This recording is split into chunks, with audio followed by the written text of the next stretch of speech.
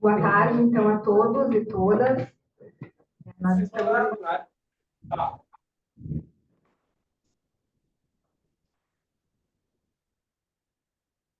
nosso terceiro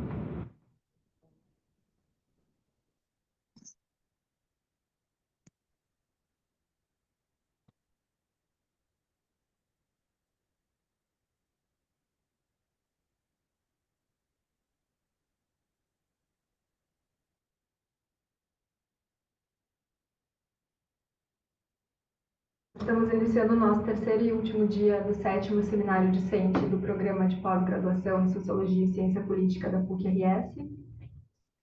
Eu me chamo Rosana Geller-Ruschel, sou mestranda aqui no PPG e vou mediar a mesa de hoje, intitulada A Tensão entre Trabalho do Cuidado e Trabalho e Cuidado. Devido às fortes chuvas, nós disponibilizamos um link para que os participantes do seminário possam acompanhar as atividades da manhã dessa quinta-feira de forma online. A gente só pede que o pessoal que está online, por gentileza, coloque o nome ali no chat para que a presença seja registrada. Vou apresentar, então, as duas mulheres que compõem a nossa mesa de hoje.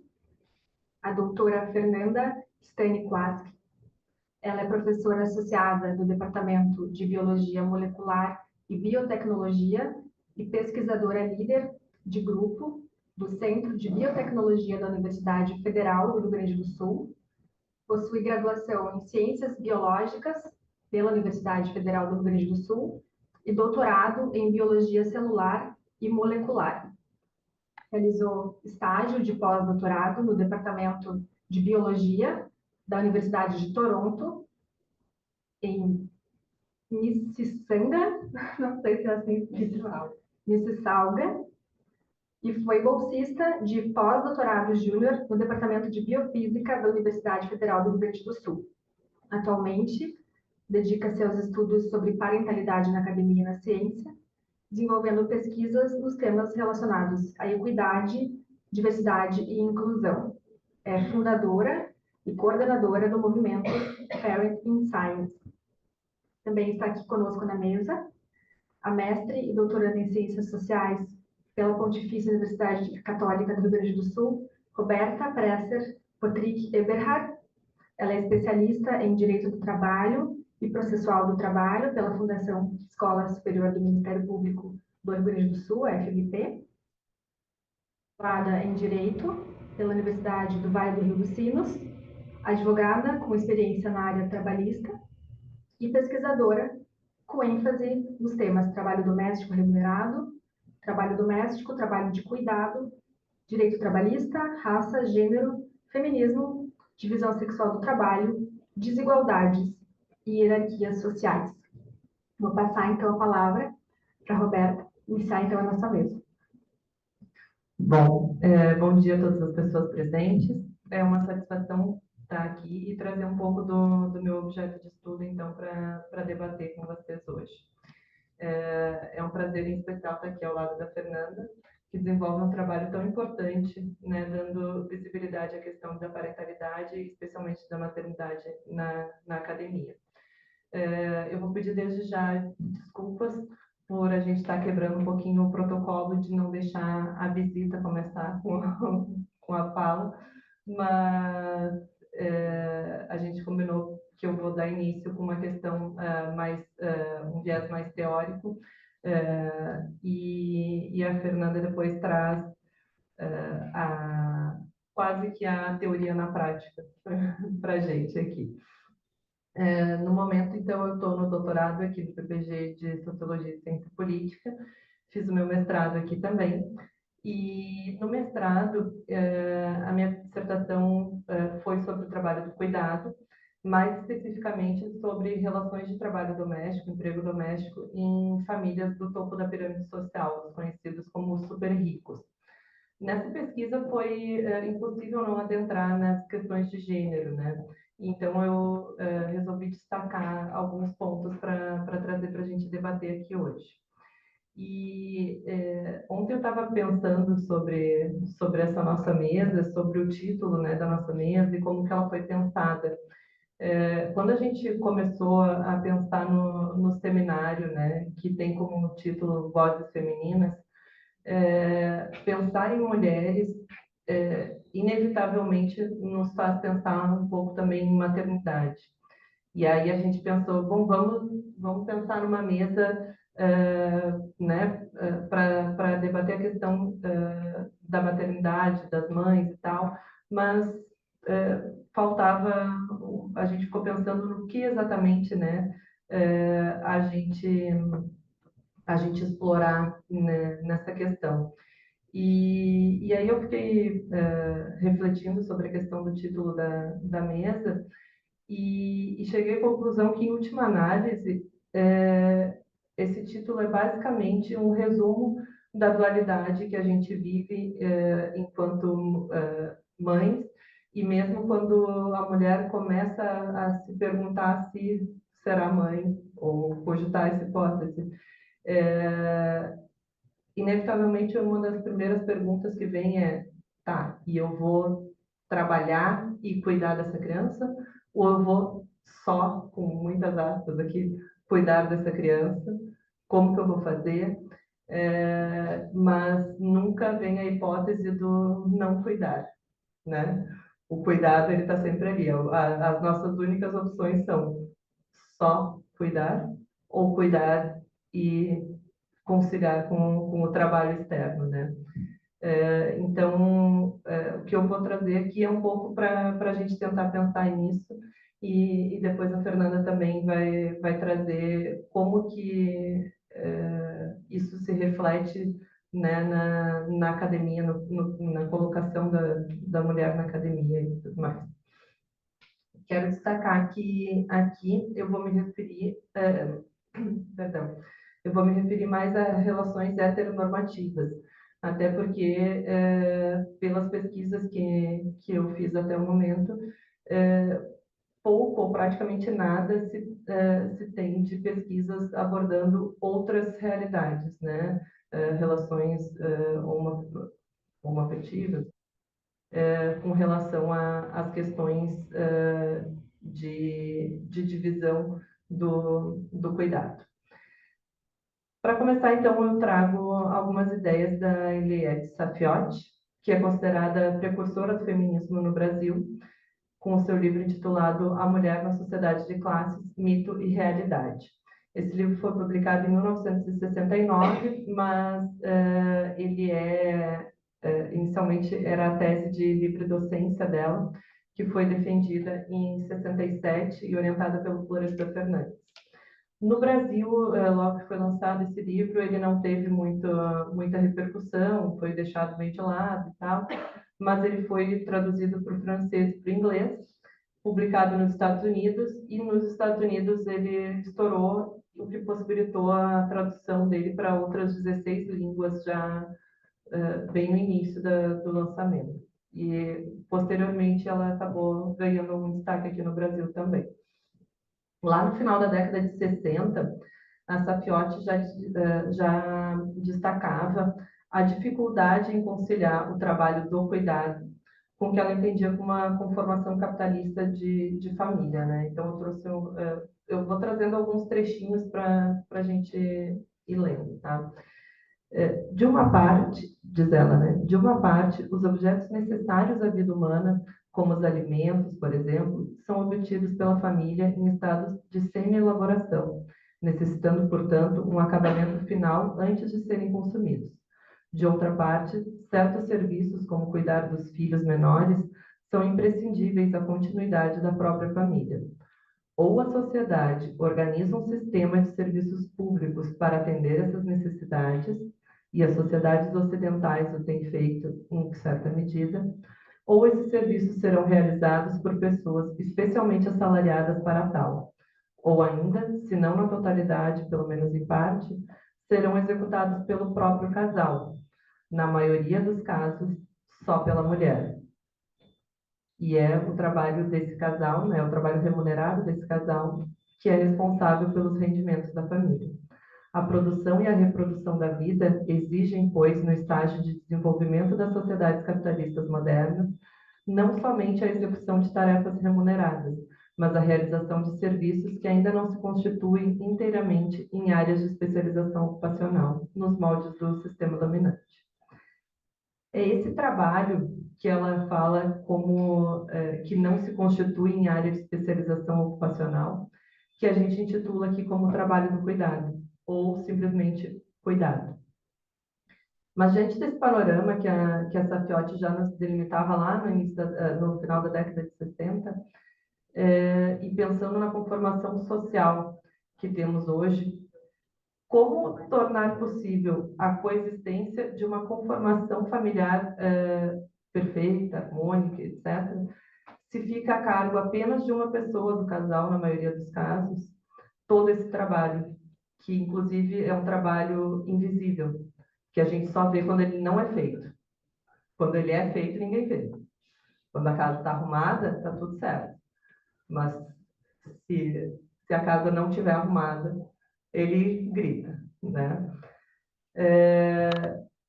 E aqui eu me refiro ao casal, porque ainda que a gente tenha uma empregada doméstica, né, que era parte do meu estudo na dissertação, ainda que a gente tenha uma empregada doméstica, por exemplo, inserida nesse contexto, quem gere esse lar, né, e coordena também esse serviço da empregada, ainda a gente vê que são as mulheres, né? Então, ainda que ela delegue, ela precisa despender de toda uma energia para conseguir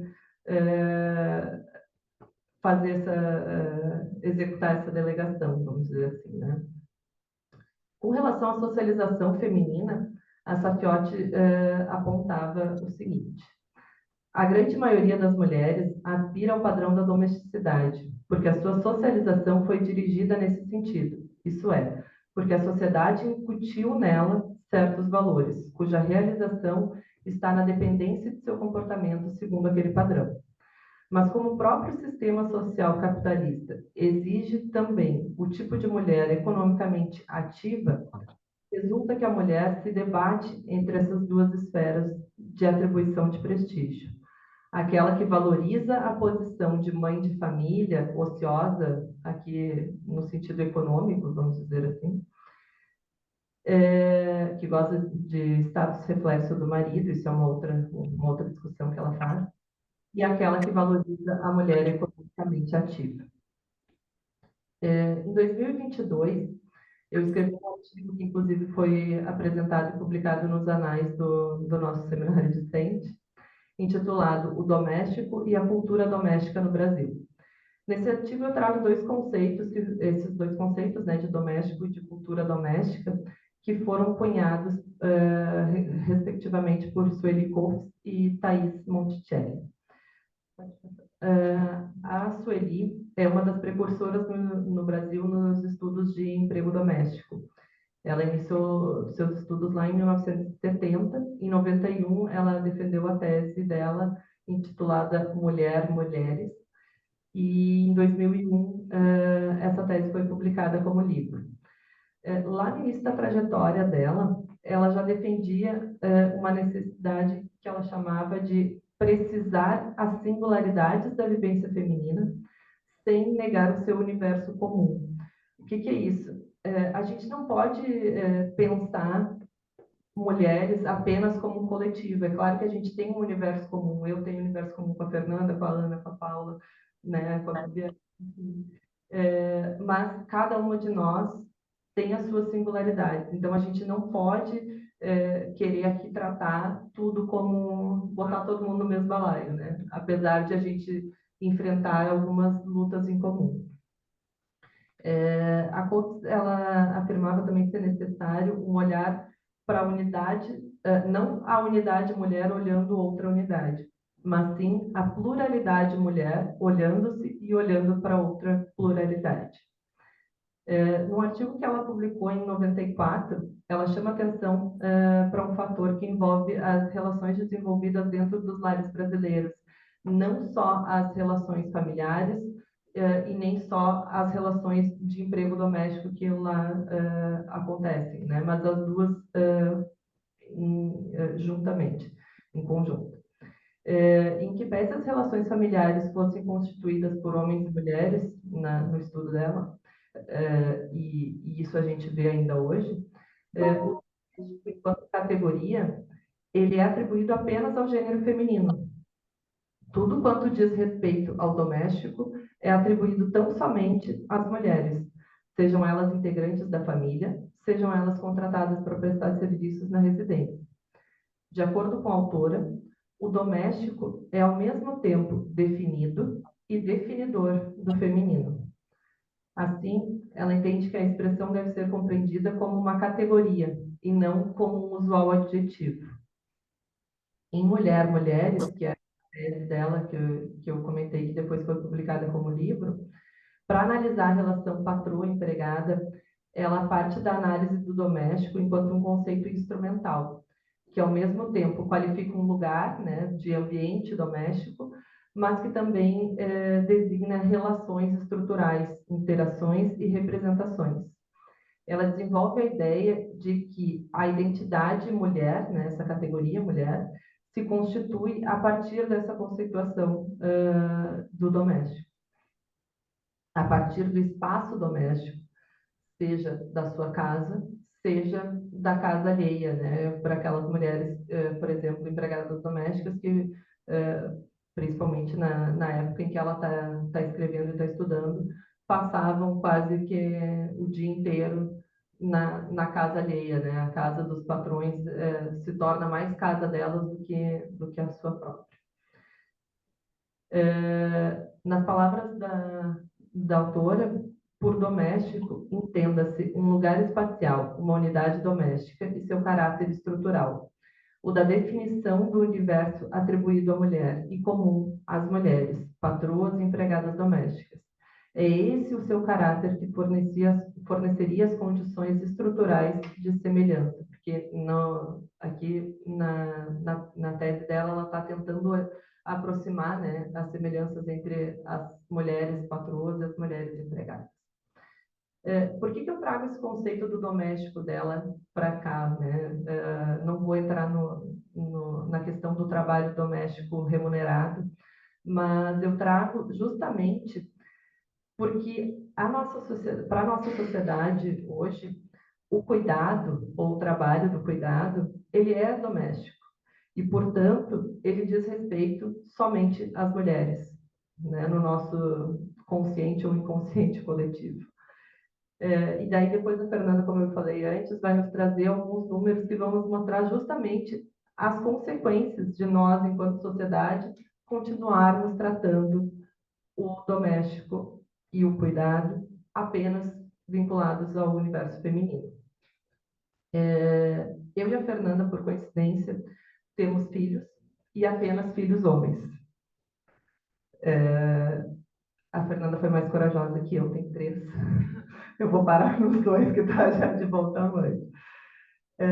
Sem sombra de dúvidas, cabe a mim e a ela atuar na criação deles, para que desde já eles desvinculem essas características e esses conceitos apenas do universo feminino.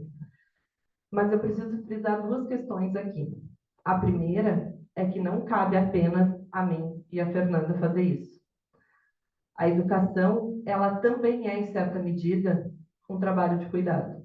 Ela também é o cuidado. E, como tal, ela também diz respeito não só às mães, mas também aos pais, aos familiares, até porque, como dizem, é preciso uma aldeia para criar uma criança, né? E não pode caber esse trabalho de cuidado, nesse sentido, apenas às mulheres. Em segundo ponto, eu queria frisar que a gente não pode também ficar só esperando pela mudança nas próximas gerações. É preciso que todos nós façamos um esforço para mudar desde já as nossas mentalidades com relação a isso. Passando para a questão da cultura doméstica, que foi o conceito tratado pela Thais Monticelli, que eu citei anteriormente, a Thais busca na sua tese investigar as razões que impedem que uma legislação tão extensa em direitos como a que foi promulgada para as empregadas domésticas de ser efetivamente implementada, partindo da hipótese de existência de uma cultura doméstica que seria responsável por estabelecer tanto as práticas cotidianas dos lares, os pressupostos de intimidade e cuidados, quanto a própria compreensão dos direitos trabalhistas. Essa cultura, no entender da autora, seria formada a partir de relações de poder intrafamiliar e da divisão sexual do trabalho, que, de certa forma, a gente também aborda aqui. A Monticelli realiza uma breve revisão histórica, então, do serviço doméstico prestado por pessoa alheia à família, né? E aponta que há uma cultura de servidão como base, então, para essa cultura, para isso que ela chama de cultura doméstica, né? E o quanto essa última influencia nas atitudes das partes envolvidas nas relações de trabalho. Porque, claro, o foco dela é outro que não o nosso aqui. No segundo momento, ela faz um retrospecto das produções científicas sobre o tema do trabalho doméstico remunerado, né? Dividindo em décadas de 70, 80, 90, 2000 e 2010.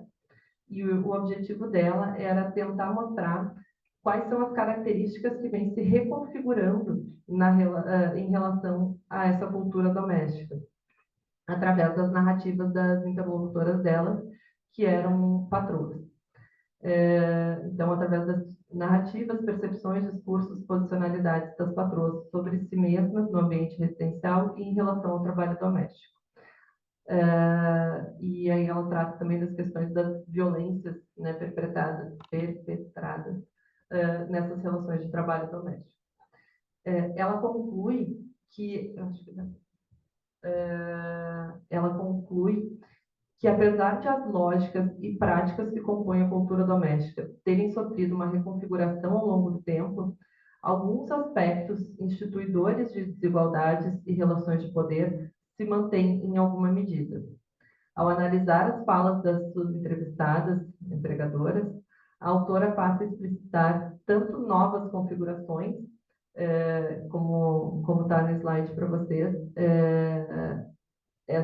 que ela cita o fato de que algumas mulheres passaram a inserir mais os filhos menores nos afazeres domésticos, quanto situações que se perpetuam ao longo dos anos, como a sensação de aprisionamento por parte dessas mulheres, quando precisam realizar o serviço doméstico, ressaltando a ausência da participação dos maridos. Aqui eu vou só fazer um adendo, que quando eu realizei a minha pesquisa, né, com as super ricas, eu falo os super ricos, mas são as super ricas, porque eu só entrevistei mulheres, fossem elas empregadas, fossem elas empregadoras, né? Isso é curioso, porque a gente sempre fala o empregado doméstico, o empregador doméstico, mas quando tu vai para esse campo, tu só tem mulher, seja ela executando o serviço, seja ela gerenciando o serviço, né? E mesmo entre as super ricas, era possível perceber isso, né? Mesmo quando elas tinham que executar as tarefas, eram só elas que executavam, né? Nunca se cogitava o marido, Deus o livre, né? Teve uma que nunca teve empregada a vida inteira, né? Desde que tinha saído da casa dos pais. E aí eu pergunto para ela, né? Quando que ela começou a pensar em ter uma empregada doméstica? E ela diz, que quando eu casei era inviável não ter, né? Porque como é que ele ia trabalhar sem ter a roupa passada, sem ter o café feito, ou seja, ela podia ter a vida inteira ter ido trabalhar, né, com a roupa talvez amassada, ou talvez sem tomar café da manhã, mas depois que ela casou, Deus o livre, o marido não poder, né? Então, enfim, mais uma questão aí para a gente tentar pensar. Voltando a Thaís, e já tentando me encaminhar para o encerramento, como ela está trabalhando com as empregadoras, ela percebe no discurso das patroas que ainda ressoa alguns pressupostos servis, né, práticas discriminatórias, relações baseadas em negociações da vida cotidiana e não nos pressupostos legislativos. Então, né, o quanto que a legislação, ainda que tenha vindo assegurar direitos dessas trabalhadoras domésticas, ela foi deixada de lado e ainda se leva só essa relação bem pessoal entre trabalhadora e empregadora. A autora pontua que em algumas entrevistas fica bastante exposto, em outras fica mais camuflada essa questão, né? E E uma das formas de reconfiguração dessa cultura doméstica, ela cita que seria essa forma de camuflar, enfim, seria uma resistência a assimilar novas práticas, que tenta preservar as posições hierárquicas dentro das relações de poder e cuidado, mesmo inserido num contexto moderno. A respeito do espaço de poder e da função de gerenciamento do lar atribuída socialmente às mulheres, como eu falei antes, a Monticelli afirma, além do doméstico ser um espaço de poder do qual as mulheres assumem posições e constroem suas subjetividades enquanto esposas, mães, dona de casa, é também um lugar onde precisam nutrir o seu papel de gerenciadora do lar, que inclui gerenciar as empregadas. O gerenciamento do lar é pautado por noções e compreensões de limpeza, higiene e organização bem específicas, que são ao mesmo tempo compartilhadas socialmente e instituídas por idealizações biomédicas de higiene, como passam pelas percepções individuais de cada uma, de como deve ser ou estar a sua casa e a sua intimidade. Aqui fica mais uma vez explícito o quanto apenas delegar para a terceira pessoa o trabalho do cuidado não exime de continuar com aquilo que a gente chama de carga mental do cuidado, né? Então, aquilo que eu falei lá no início já, né? Não adianta a gente só delegar para uma terceira pessoa, é preciso dividir e é preciso repensar tudo isso. E saindo um pouco, então, da questão do doméstico e retomando para a nossa temática central aqui, eu questiono, diante desse panorama de tudo isso que eu falei, trago duas questões. Como conseguir, então, conciliar trabalho e cuidado? Como que a gente vai fazer isso sem que a balança pese apenas para um lado? Né? E outro ponto mas como a gente pode falar em igualdade ou equidade de gênero no mercado de trabalho, na academia ou na vida social como um todo diante desse panorama, né? É quase inviável. E eu me lembrei de uma fala da ministra Carmen Lúcia, que é presidente do TSE atualmente, que ela falou agora mais por início de setembro, em que ela diz: domingo agora, 15 de setembro, o mundo comemora o Dia Internacional da Democracia. E nós mulheres brasileiras, temos muito pouco a comemorar. Não há no Brasil uma democracia de gênero e não há no Brasil uma democracia de cores. Então, realmente, não tem como a gente falar em democracia diante desse apanhado todo. Obrigada.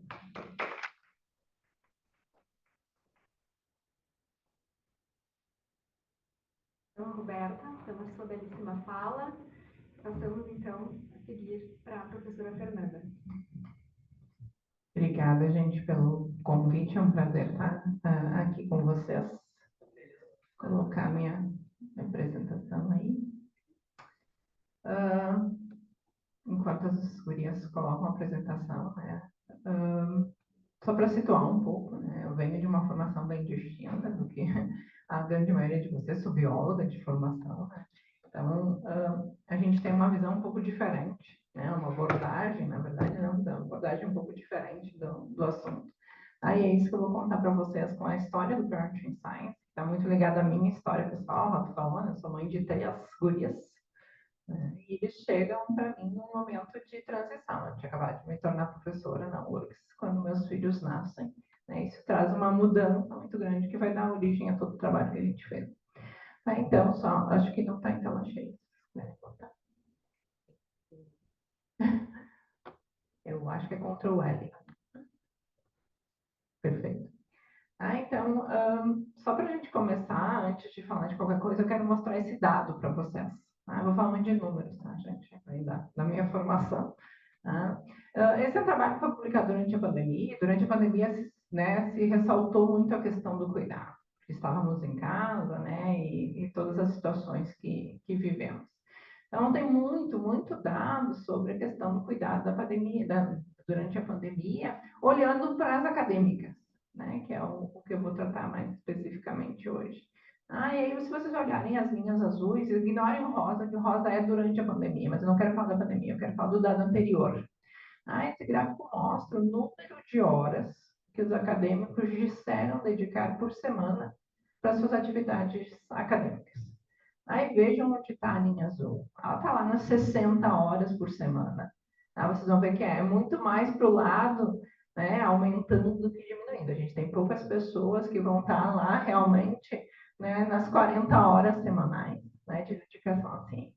Agora pensem como é que, para alguém que precisa conciliar o cuidado, e eu vou falar especificamente do cuidado dos filhos, né, que é esse o nosso trabalho, mas o cuidado de uma maneira geral, que sempre recai sobre as mulheres, né? Pensando numa rotina onde a gente normaliza isso, de que eu vou trabalhar 70 horas por semana. Essa conta não vai fechar. E é isso que vai causar, não somente isso, mas é um dos principais fatores que causa esse desbalanço que a gente tem na questão das mulheres na ciência. Tá? Quando a gente traz esses dados, tá? Isso é um trabalho bem legal de uma da Márcia Barbosa, ali, nossa agora reitora da URGS. Tá? A Márcia orienta muitos trabalhos nessa área, apesar de ser física de formação. Tá? E aí, então, elas fizeram essa análise. Hoje, no Brasil, dentro da academia, né, a gente tem a maioria dos estudantes de graduação são mulheres. Obviamente, isso não traz um recorte de área, tá, gente? Porque a gente sabe que isso é um desbalanço. Mas quando a gente olha os números gerais, a gente tem a maioria mulheres na graduação, mais ou menos uma equidade na pós-graduação, mas qualquer passo que a gente dá adiante na carreira acadêmica, vocês vão ver que a gente perde as mulheres. Tá? Que é o conhecido efeito tesoura, que vocês já devem ter ouvido falar. Tá? E isso é tão sério, tá? Que agora, só aos 105 anos da Academia Brasileira de Ciências, a gente teve a primeira presidente mulher. Tá? 105 anos para que a gente tivesse uma mulher na presidência da Academia Brasileira de Ciências. Tá? Tá vendo? Não enxerguei, está atrás ali do nosso vídeo. Tá? E é a primeira vez que a gente tem uma ministra de Ciência e Tecnologia. Tá? Eu acho que eu não preciso dizer para vocês que esse dado não é reflexo de uma questão de capacidade. Tá? Nenhuma mulher é incapaz de assumir este cargo. Tá? E um recorte muito importante, que eu não vou botar os números, porque a gente tem pouquíssimos números, tá? Esses dados também são gerais quando a gente está falando de mulheres na sua pluralidade. Se a gente olhar para as mulheres negras, esses números são assustadores, e mulheres pretas mais ainda. Tá? O número de docentes de pós-graduação, que são orientadoras de doutorado, de mulheres pretas no Brasil é 3%. Então, vejam o abismo que a gente tem quando a gente está falando de mulheres na ciência e começa a olhar para essas intersecções. Tá?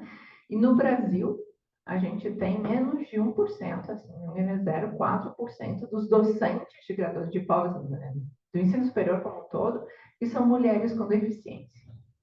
Então, a gente peca muito quando a gente fala, né, de diversidade na ciência, se a gente for olhar, né, os cenários com esses dados. Mas mesmo nos números gerais, a gente tem um problema muito sério.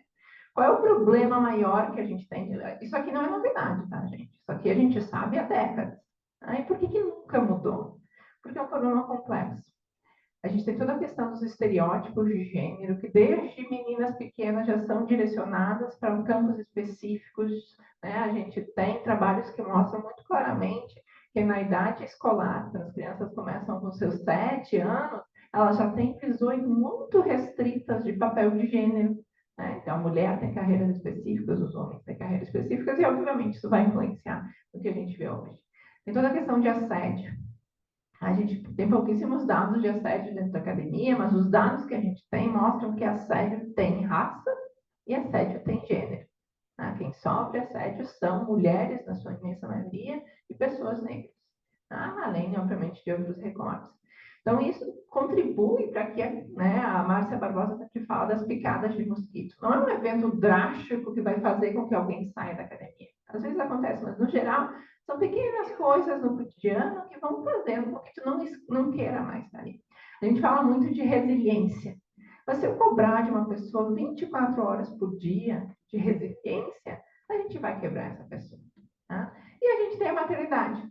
Tá? A gente não pode esquecer que, nos momentos chaves de transição de carreira, muito provavelmente quando a mulher vai, né, se for assim seu desejo ou acontecer, se tornar mãe.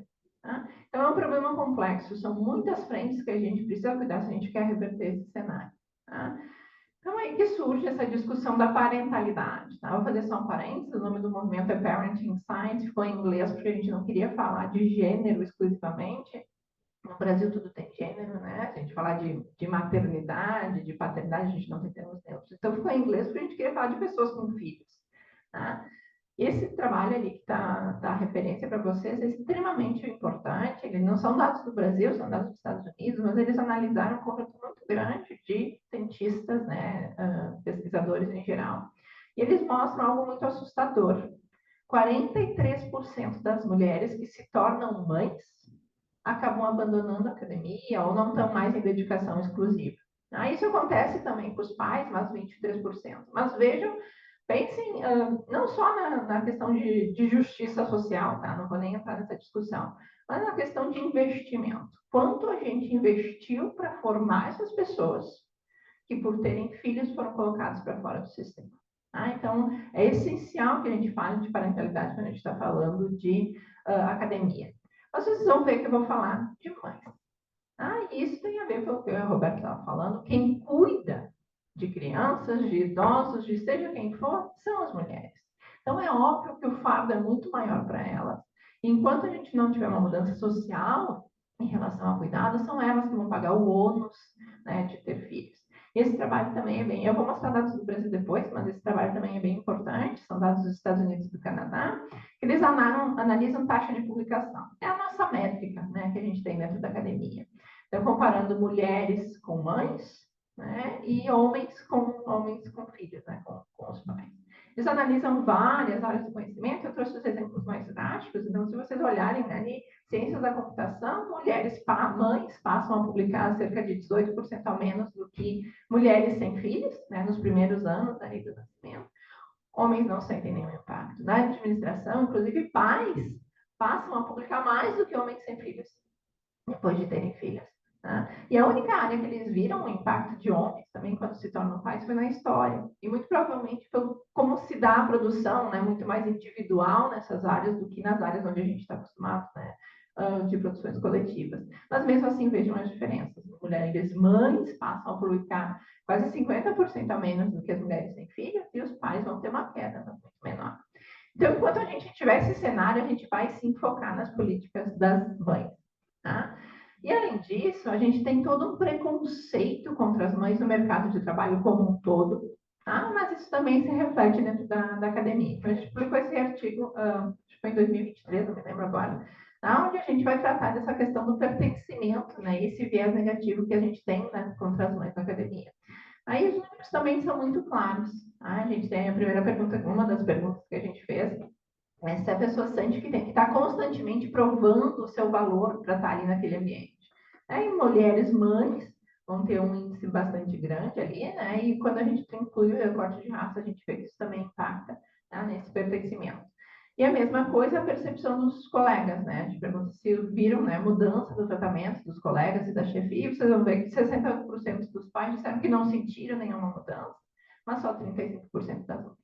Então, a gente tem na academia um ambiente que reproduz exatamente o que a gente vê fora. Quando a gente surge, né, muitas vezes, né, várias vezes a gente entrava nessas discussões, não, mas isso não acontece na academia. Acontece sim, gente. A gente reproduz exatamente todas as questões de gênero que existem na sociedade, a gente reproduz na academia. Tá? E esses preconceitos, né, por que eles são tão fortes dentro da academia? A gente, desde sempre, e nas nossas áreas, assim, nas ciências, né, mais duras, isso é muito, muito forte, que a gente coloca já nos nossos estudantes o que é uma carreira de sucesso. Eu fazer a graduação, após um pós-doc, vou virar pesquisador docente numa instituição. sem pausas, sem desvios, sem intervalos. Quem é que consegue seguir essa carreira? É um grupo muito específico de pessoas para quem a academia foi desenvolvida. Então, a gente precisa trabalhar muito essa questão de que ter pausas, ter desvios, não reflete uma carreira que não é de sucesso. Isso faz parte. E todas as questões, não, mas muitas questões de preconceito que a gente tem na academia estão vinculadas a essa questão da linearidade. Então, contar bem rapidinho a história do Parenting Science, né? Ele surge oficialmente em 2016, na época éramos um grupo pequeno de 7 docentes, que estão ali nas primeiras fotos, né? Só éramos 6 mães e um pai, né? O Felipe que está com a gente. E a gente estava vivendo esse período, né, de recém-contratados nas universidades, com filhos pequenos, o que a gente faz? Né? E não nos parecia justo que a única alternativa fosse a gente sair do ambiente, né? Não está mais orientando na pós-graduação, não está mais fazendo pesquisa. Então, a gente surge sem saber muito bem o que a gente ia fazer, o que ia acontecer. E o Parent cresceu muito nesses anos. Né? A gente teve vários avanços. Hoje, o Parent é oficialmente um grupo de 90 cientistas de todo o Brasil. A gente está organizado em núcleos, então vocês estão vendo ali o núcleo central, que são as pesquisadoras, e o Felipe, né, que coordena o movimento junto comigo, e a gente tem todas as nossas embaixadoras e embaixadores. Hoje o Parent está presente em 56 instituições de ensino em todo o Brasil, a gente está em todas as regiões, não estamos em todos os estados, né? Mas essa expansão foi fundamental, porque se a gente quer que qualquer política de apoio, e o Parenting Science sempre focou no desenvolvimento de políticas de apoio funcione, elas precisam fazer sentido para aquela realidade. Né? Então, ter pessoas dentro das instituições trabalhando em grupos específicos, né, foi super importante para as mudanças institucionais. Então, o que a gente quer com o Parenting Science é mudar como a parentalidade, mais especificamente a maternidade, é vista dentro da academia. Pensando em políticas de apoio, sem desconsiderar todas as intersecções que existem com maternidade. A gente não pode falar de maternidade sem falar de classe social, sem falar de raça, sem falar de deficiência. Então, é isso que a gente tem tentado fazer. Nossos objetivos, né, do trabalho como um todo, primeiro é conscientizar para essa questão, porque havia muito da individualização do problema. Quando eu me torno mãe e falo para os meus colegas, não está dando, não estou conseguindo, a escolha foi tua.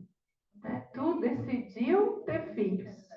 Né? Então, esse problema é teu. Tá? E aí a gente precisa ter muito claro que isso não é um problema individual, é um problema estrutural. Né? E quem paga, a gente preza muito na academia pela excelência. Tá? Se a gente tem um grupo homogêneo de pessoas fazendo ciência, nossa ciência não é de excelência. As perguntas que eu faço e como é que eu vou responder essas perguntas são influenciadas pela minha vida, né? Pelas minhas experiências. Se eu tenho só um grupo específico de pessoas fazendo ciência, isso não tem excelência. Tá? Então, não é um programa individual, não sou eu que não estava dando conta. Tá? Então, a gente trabalha muito essa questão da conscientização, mas a gente sempre gostou de trabalhar com números. Tá? Então, trazer dados para toda a referência teórica que já existia nas ciências sociais, nas humanidades como um todo, né? A gente trouxe números para casar com esses estudos, para pensar em políticas de apoio efetivas, tá? Que sempre foi o nosso objetivo.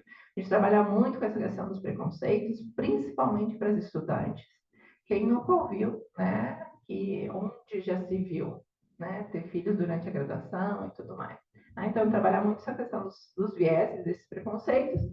A gente sempre vai discutir parentalidade, para mim é inaceitável a gente viver num país onde a gente tem 5 dias de licença paternidade. Né? A criança nasce e já estou dizendo que quem vai cuidar é a mãe. Mesmo que o pai queira, porque existe toda uma questão social, não é só a licença, né, gente?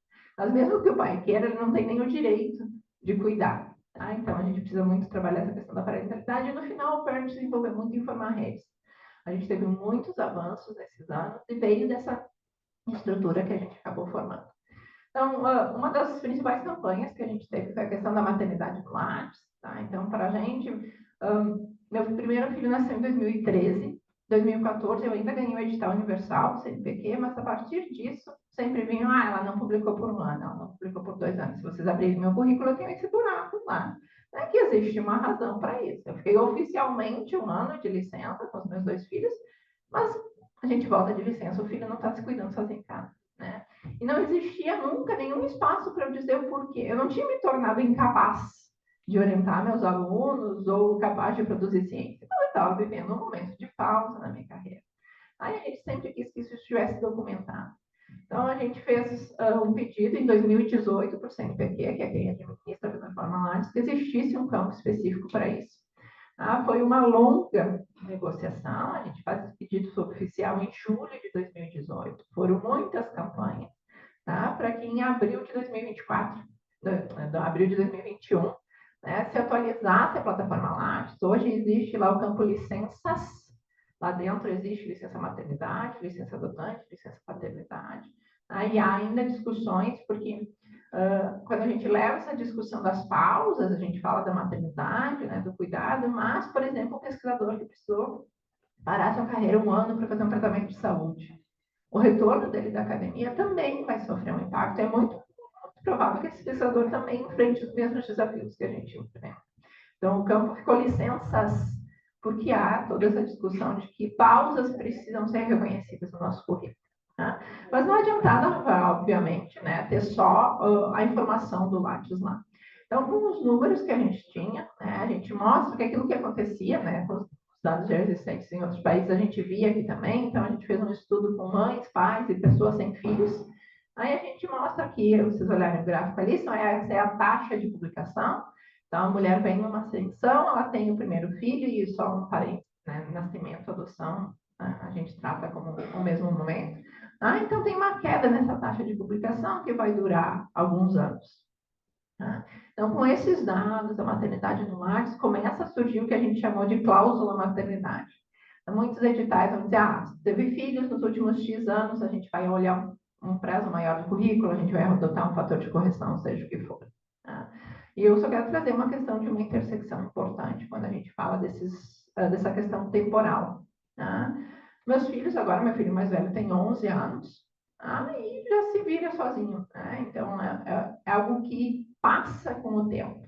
Mas quando a gente está falando de mães e pais de filhos com deficiência, essa temporalidade não existe.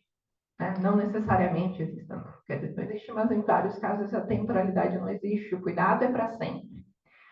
Então, quando a gente fala dessa cláusula da maternidade, a gente tem sempre trazido, né, vocês vão ver em alguns editais, em algumas ações, até 6 anos de idade, até 12 anos de idade, né, dos filhos, exceto no caso de mães e pais de pessoas com deficiência, que aí, então, esses prazos não se aplicam. Tá? Então, essas cláusulas vão ser as mais variadas possíveis, vocês vão ver diferentes utilizações dela, mas sempre que a gente for avaliar o currículo, se existe a maternidade ali no meio, ela precisa ser considerada.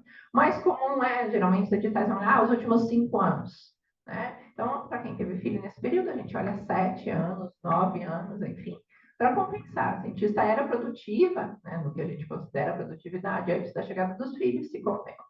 Ou a adoção de fatores de correção. Hoje a gente tem números que dizem, na área, lá na história, a mulher vai produzir 50% a menos depois da chegada dos filhos por tantos anos. Então, quando tu vai olhar o currículo, tu tem uma nota de 1,5, multiplica por esse fator. Então, existem várias alternativas. Se vocês entrarem no nosso site, existe uma série de exemplos, né, de editais que utilizam essas métricas. Tá? Quando o Parenting Science surge, a gente está focado muito na carreira já das docentes, porque era a nossa realidade. Mas a gente, obviamente, a maternidade não chega só na docência, apesar de a gente fez um estudo agora sobre postergação da maternidade, a gente tem essa cultura muito forte na academia de ficar esperando ter filhos quando já estiver numa determinada posição, mas a gente também tinha que olhar para os períodos anteriores, né, à docência. Então, uma das coisas bem relevantes que a gente tem é a inserção na carreira. Né? Então, os nossos pós-docs vão fazer um concurso, o que acontece? Então, já existem diferentes instituições que, para os concursos públicos, a URBS é uma delas, né, começou a considerar a maternidade. Então, ali na URBS, né, para quem, candidatas que tiveram filhos nos últimos 6 anos, se aplica um fator de correção na nota do currículo. O concurso da URBS tem 4 notas separadas, uma é o currículo, então essa nota é corrigida por um fator que o departamento vai determinar. Isso é uma regra institucional. Não é o departamento que, eu vou fazer, não. Eles têm que fazer. Né? Tem liberdade em alguns casos, mas tem que fazer. E um outro exemplo é a Federal de Pernambuco, onde lá eles ampliam o prazo. Né? Os concursos deles, eles usam 5 anos, quem teve filhos, eles vão olhar 7 anos a mais. Então, é extremamente importante. Dentro da nossa academia, vocês conhecem muito bem, né? A gente tem uma obsessão muito grande com o conceito da CAPES, né? E, claro, existem implicações práticas disso, o dinheiro que o programa recebe, né? As bolsas, né? É o trauma de todo coordenador quando sai da graduação, né? De preencher o pupilo. Tá? Mas quais eram as duas situações que a gente tinha em relação à maternidade dentro da pós-graduação? Primeiro, das docentes, né? De, tu está no corpo permanente, tu saiu, tu vai ter uma queda de produtividade, tu vai orientar menos. O que era a tendência a fazer? Coloca no corpo colaborador, né? Que a produtividade não entra, ou retira, né, essa docente. Isso aconteceu comigo, né? Eu saí do permanente, fui para colaborador, depois eu pedi para sair, enfim, né? Por outras razões, né? Mas isso era muito comum de acontecer. Então, a primeira demanda que a gente fez para a CAPES, né, e agora a reza a lenda que foi implementada, é que na Sucupira existisse um campo para informar licença formalmente. Existiam outros, tá, gente? Mas não me põe maternidade em outros. Tá? Então, um campo formal que agora existe para informar licença e o que é a recomendação que a gente pediu, né, e que, segundo a CAPES, vai aparecer agora nos novos documentos diários. Se for decisão do coordenador, aquela docente não entra nos cálculos das métricas. Não precisa tirar ela do programa para que não impacte. Ela simplesmente não é calculada. Alguns programas colocaram de uma maneira geral, alguns só contra as publicações, mas ela não entra no denominador, né, no divisor. Tá? Então, essa é uma maneira de não tirar as médias. Porque o que acontece? Eu tiro ela da pós-graduação, ela vai orientar menos, ela vai produzir menos, com isso ela vai ganhar menos verba, e com menos verba ela vai produzir menos. Eu coloco ela nesse círculo, tá, que precisa de uma força externa. Tá? E o segundo problema que a gente tinha era das estudantes. Né? Por incrível que pareça, né, 2024, foi só agora que surge uma lei sobre licença maternidade para estudante. Tá? Não existia, a gente tinha o exercício domiciliar, aquela lei da década de 70, mas não existia uma lei para garantir. Existia a lei de 2017 para as bolsas, mas, de novo, não estou falando de licença geral, estava falando para quem tinha bolsa para prorrogar a bolsa. Tá? Então, o que acontecia? Mesmo naquele caso das bolsistas, que desde 2017 e anteriormente, tanto a CAPES quanto a CNPq tinham, né, resoluções internas para prorrogação das bolsas, o programa não queria fazer, porque uma das métricas que sempre pesou bastante na avaliação é o tempo médio de titulação. Graças a Deus isso mudou, né? Tem mudado, tem programas que ainda consideram, né? Tem áreas que ainda consideram o tempo médio de titulação, mas isso já tem quase saído de todas. Tá? Mas sempre foi um empecilho, tá? De não vou dar licença, ela não vai demorar 6 meses a mais para defender, eu não quero isso. Tá? Então, de novo, surge o campo de licença maternidade na Sucupira para as discentes, né? E aí, então, a possibilidade que é o mais simples, gente, né? Isso até foi feito na pandemia, simplesmente não se conta esses 6 meses extra no cálculo do tempo médio, se aquela área ainda computar isso. Né? Então, a gente fez esse pedido para a CAPES no início de 2023, em março já tinha sido implementadas as mudanças, e o retorno que a gente teve é que todas as áreas receberam uma recomendação para implementar explicitamente, né, nos seus documentos diários que regem a avaliação, essas questões da maternidade. Em breve devem sair os novos documentos, as reuniões estão acontecendo, então, né, veremos. Mas foi extremamente importante.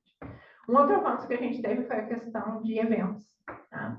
Nos eventos do Parent que a gente fez, a gente sempre ofereceu recreação, porque a gente precisa participar desses eventos. Quem não é visto não é lembrado, mas tem uma criança pequena, como é que tu vai para esses eventos?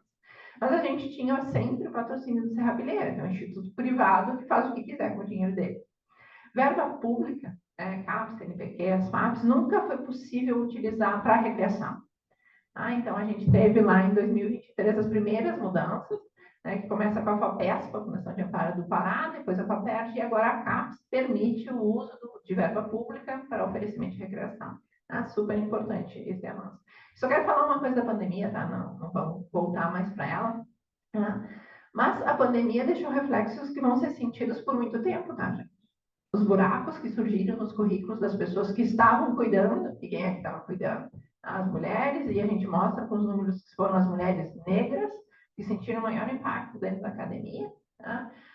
Vai durar por muito tempo. Se vocês olharem currículos por 10 anos, a gente vai ter a pandemia até 2030. Tá?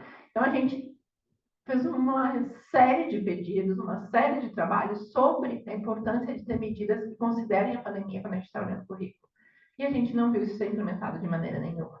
Então, é extremamente importante que a gente não deixe isso morrer. Quero falar bem rapidinho, não sei como é que eu estou de hora, eu falo demais, gente. Tá, vou terminar. Tá?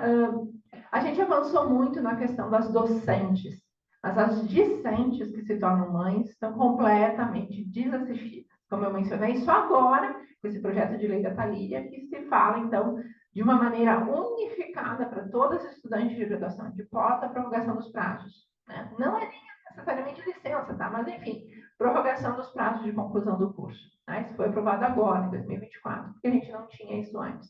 Tá? Esse projeto também altera a lei de 2017, porque em 2017 eram 4 meses de prorrogação de bolsa, agora passa a 6 meses de prorrogação de bolsa, e como eu mencionei, a gente só tinha os exercícios domiciliares, né, por 90 dias, e isso nunca foi licença. Tá? Qual é o outro problema que a gente tem? Tá, ok, estamos garantindo licença, tá? Mas a estudante precisa cuidar do filho depois da licença. Só existe uma universidade em todo o Brasil que tem um regime especial que olha para a maternidade.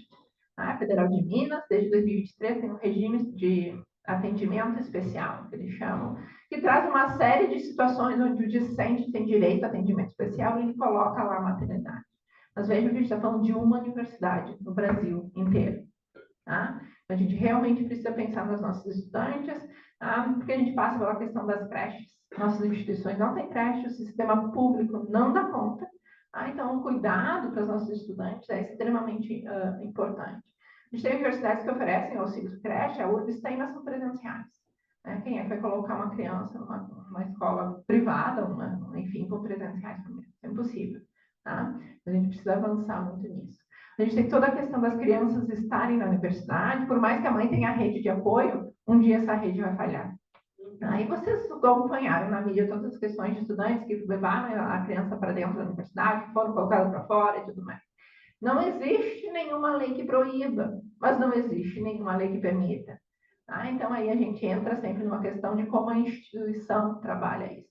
Existe uma série de projetos de lei que deixam explícito a possibilidade da criança, né, menor de idade, e aí as leis vão variar na idade que isso vai ser contemplado, de estarem com seus responsáveis dentro das instituições de ensino superior.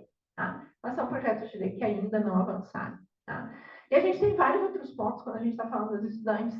Tá? Então, a questão da moradia estudantil, aqui na URBS, a estudante é gentilmente solicitada a sair da casa quando tem filhos. Tá? Eu entendo a questão estrutural, nossas casas não estão preparadas para receber criança, mas ao invés de investir nisso, a gente só tira o problema. Tá? Para as estudantes indígenas, tá? Isso é bastante grande, um problema bastante grande, porque uma grande porcentagem das estudantes indígenas, se não me engano, 60% delas têm filhos. Aí o que elas fazem? A URGS tem agora aqui, né, a Casa do Estudante Indígena, que é ali atrás da Faculdade de Farmácia, aqui no campus da Saúde, e lá sim tem crianças, mas é uma casa específica para estudante indígena. Tá? Então a gente tem alguns exemplos, de novo, em todo o Brasil. Aqui no Rio Grande do Sul, Santa Maria, tem uma residência estudantil que permite famílias. Tá? Questão de acesso ao restaurante universitário, de novo, eu preciso estar com meu filho na universidade, eu vou entrar no restaurante e meu filho não pode. Tá? A URGS até recentemente permitia 6 anos, aí depois de todo o trabalho do coletivo de mães se aumentou, então crianças até 12 anos de idade podem entrar no restaurante universitário da universidade, não pago, dependente de estudantes. Mas é um avanço importante. E a questão de oportunidade, gente.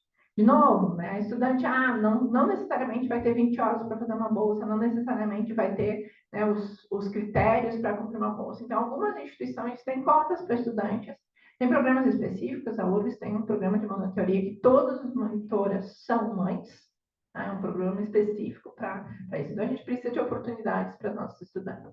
Então, a gente avançou muito, gente, muito, muito, mas a gente está muito longe de um cenário ideal. Tá? A gente precisa muito avançar nas questões da licença, né? Essa é uma questão social, né? Eu mencionei isso, é inaceitável que a gente tenha 5 dias de licença, a paternidade acha que isso é ok. A gente não deveria nem estar discutindo licença paternidade e maternidade, tá, gente? A gente deveria estar discutindo licença parental. Tá? Quem é que vai cuidar daquela criança? 2 pais, 2 mães, seja quem for. Tá? E aí, de novo, a gente entra no problema jurídico, né? Que casais homoafetivos não têm direito a nada garantido em relação a isso. Então, o que acontece?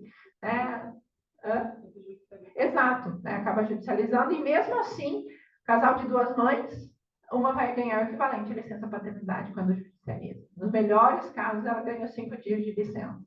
Então, a mãe gestante tem o direito, a mãe que não é gestante não tem. Então, a gente tem uma série de particularidades da maternidade que não são atendidas pela justiça, pelas leis que a gente tem hoje, a gente precisa avançar nisso. A gente não pode falar de maternidade sem falar das suas intersecções, raça, gênero, classe social, deficiências. Tá? Agora, de novo, só em 2024, a gente teve o primeiro edital de uma agência de fomento específico para as mães.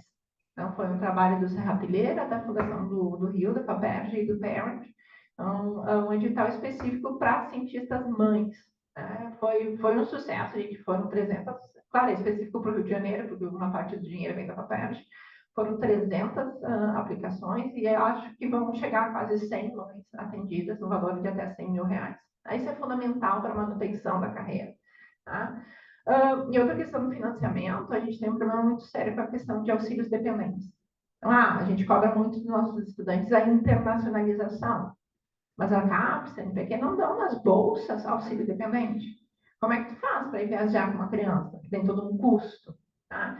A gente já entrou nesse impasse com a CAPES 1 milhão de vezes. Ontem saiu oficialmente a portaria, né? A gente faz parte agora do comitê permanente da CAPES para discutir questões de gênero, onde vai ter a parentalidade. Mas, de novo, né, entra na questão de verba, e aí a resposta da CAPES sempre foi, ok, eu vou dar auxílio dependente, eu vou cortar mais bolsas. E aí, como é que tu vai, né, discutir isso? A gente precisa que as mudanças sejam permanentes, tá? A gente tem muitos exemplos de um edital, uma universidade, a gente precisa que isso sejam regras institucionalizadas no mínimo, tá? Enquanto ainda não viram leis, tá? E no final a gente precisa de uma mudança cultural, tá, gente? Quem cuida não é a mãe. Não existe nada biológico que torne a mãe melhor cuidadora. E isso é algo que passa pela gente também, tá? E a própria ninguém cuida como a mãe. A gente diz isso. Né? Vou dar um exemplo, eu viajo, porque eu viajava muito, né? Agora eu tenho tentado não viajar. E aí, antes de viajar, até agora, né, eu cancelei todas as minhas viagens, porque me recuso, né, passar 2 dias viajando. Mas, o que eu fazia? Às vezes eu fazia umas loucuras de... eu fui para Goiás, participar de um seminário, eu saí daqui de noite, cheguei lá de manhã, dei a palestra, saí de lá de tarde, voltei de noite. Porque para mim era inconcebível que meu marido, né, ficasse sozinho cuidando. Gente, eu fiz isso mais de uma vez, para vocês verem o quanto isso é arraigado nas nossas crenças, nas nossas crenças. Ou o que eu fazia, eu deixava tudo pronto, mochila arrumada. Meu marido não é capaz de cuidar, gente, cuida melhor do que eu, inclusive, né? No sentido de ter mais paciência e tudo mais. Mas eu tinha isso em tudo, né? Então, é algo que a gente precisa dessa mudança. Aí a Rob falou né, das futuras gerações, mas a gente tem capacidade de conscientemente mudar as nossas crenças, tá? Mas precisa dessa questão. A gente tem no nosso site muito material com informação, tá, gente? Existe muita maneira prática que as nossas instituições podem apoiar efetivamente as mães, tá? E não dá mais para dizer hoje que não sabe o que fazer, sabe? Sim, se não sabe, entrar no nosso site, tem todas as informações. Tá, gente? Eu deixo nossos contatos aí, a gente está em todas as redes sociais e falei um monte, né? Desculpa.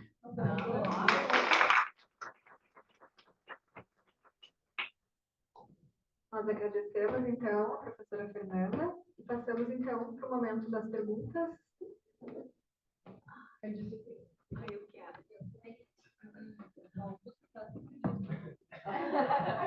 Eu vi quando eu estava falando.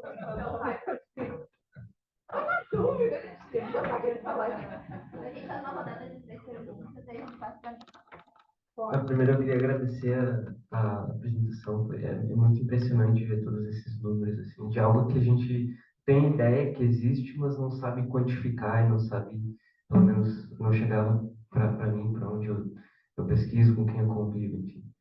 Na verdade, eu queria só fazer um comentário, que no último livro da Bela Gil, que se chama Quem Vai Fazer Essa Comida, ela faz uma reflexão bem interessante, porque é óbvio que o Marx, que o Isaac Newton, que o Beethoven poderiam se dedicar 12 horas para aquilo que eles se tornaram mestres em fazer, porque eles não tinham justamente que fazer comida, eles não tinham que fazer que limpar a casa.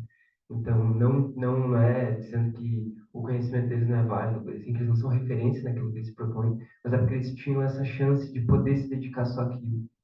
Então, se eles tivessem que, como o Roberto está falando, se eles tivessem que dividir a atenção entre estudar música, entre fazer reflexões sobre a sociedade, e ainda assim cuidar de família, fazer comida, cuidar de casa, enfim, é bem provável que eles não iam ter a energia suficiente para o cansaço ia ser muito forte para que eles se dedicassem àquilo que eles estavam produzindo, né? Então, é uma questão de pensar quem estava por trás, quem que permitiu que eles pudessem se tornar as referências que eles são, né? Provavelmente eram mulheres, não tem o registro da família do Isaac Newton, mas eu suponho que fossem mulheres, né? Eu acho que era mais para esse caminho.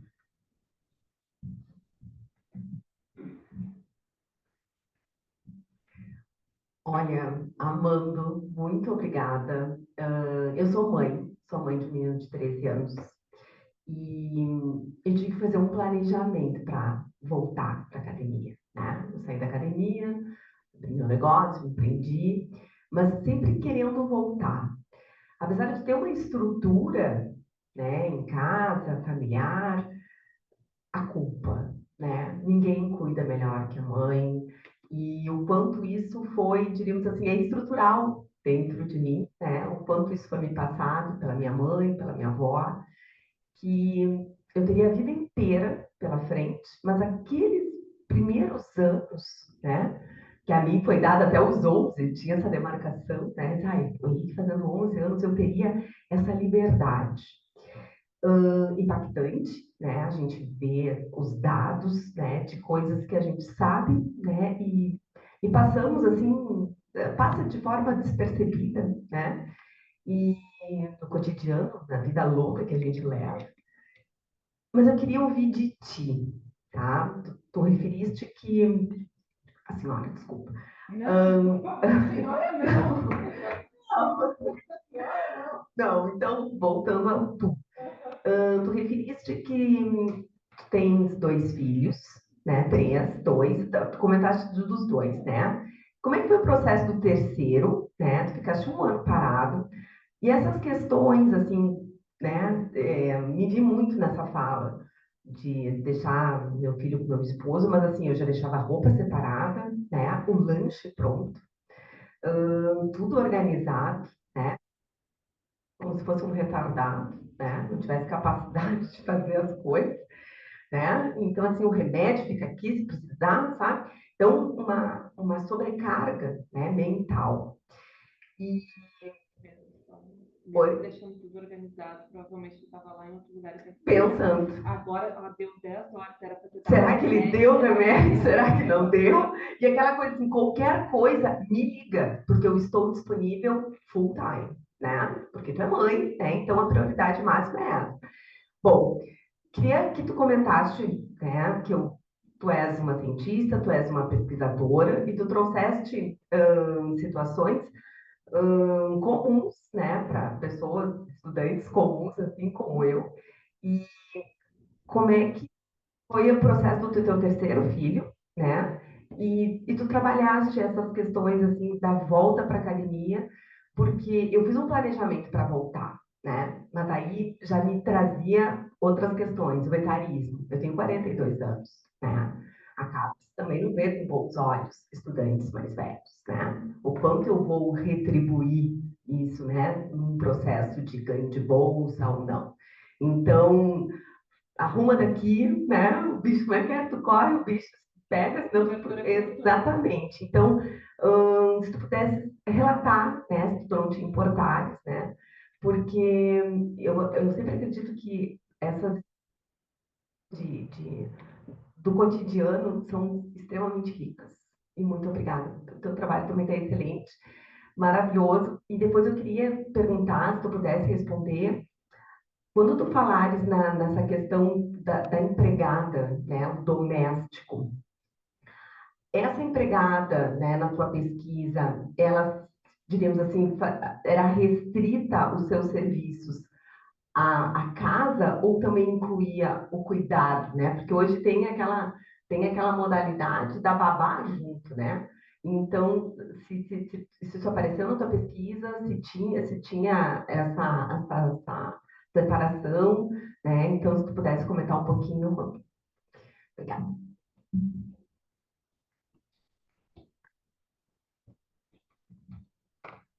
Bom dia a todos. Adorei a parte que eu consegui ouvir, quero pedir desculpas que eu não consegui chegar antes, mas eu acho que o que aconteceu vem muito bem ao encontro do que está sendo dito aqui, né? Eu sou mãe solo, né? Sou uma mãe atípica, né? Meu filho tem apraxia, ele é um problema neurológico que afeta as questões de mobilidade, de motricidade, enfim. E aí eu queria colocar um outro ponto, assim, né? A gente está falando daquilo do cuidado que a mãe, né? A gente deve que cuidar melhor e tal. Eu até não tenho tanto esse problema, mas aí existe um outro lado, né? Que é o que a gente estava falando, o lado do homem. Eu fui deixar o meu filho, pai dele, porque o pai dele não pôde pegar ele, porque as coisas que o pai dele estão fazendo são mais importantes que as minhas, né? Então eu tenho essa capacidade de ter que levá-lo, mas o pai dele não poderia, né? Porque acho que a trajetória profissional dele é mais importante que a minha, né? E estava eu agora de manhã atravessando, dentro, como sabe, está alagada, e eu com uma criança de 25 quilos no meu colo atravessando o alagamento. Então, gente, parece que eu sei do chuveiro com a roupa, né? E aí eu queria, assim, por que eu estou relatando isso? Não para justificar, mas assim, para pensar a parte que eu ouvi, desculpa se tu falou antes, né? Mas a parte que eu ouvi, a gente sempre trata da maternidade a partir do momento que a mulher se torna mãe, né? Mas e no momento em que ela tenta entrar na academia e já é mãe, como é que tem alguma coisa nesse sentido? Obrigada.